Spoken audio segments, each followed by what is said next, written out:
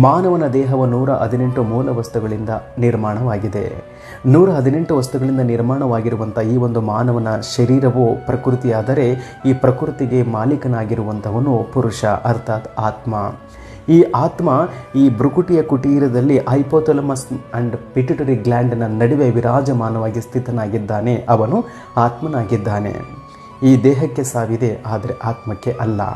ನೈನಂ ಚಿಂದಂತಿ ಶಸ್ತ್ರಾಣಿ ನೈನಂ ದಹತಿ ಪಾವಕಃ ನ ಚೈನಂ ಕ್ಲೇದಯಂತ್ಯಾಪೋ ನ ಶೋಷಯತಿ ಮಾರುತಃ ಎನ್ನುವಂತಹ ಭಗವದ್ಗೀತೆಯ ಶ್ಲೋಕದ ಅನುಸಾರವಾಗಿ ಖಡ್ಗದಿಂದ ಈ ದೇಹವನ್ನು ತುಂಡರಿಸಬಹುದು, ಆದರೆ ಆತ್ಮನನ್ನಲ್ಲ. ಬೆಂಕಿಯಿಂದ ಈ ದೇಹವನ್ನು ಸುಡಬಹುದು, ಆದರೆ ಆತ್ಮನನ್ನು ಅಲ್ಲ.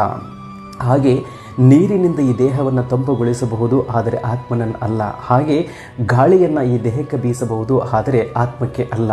ಇದೇ ಆತ್ಮಿಕವಾದ ಜ್ಞಾನವಾಗಿದೆ.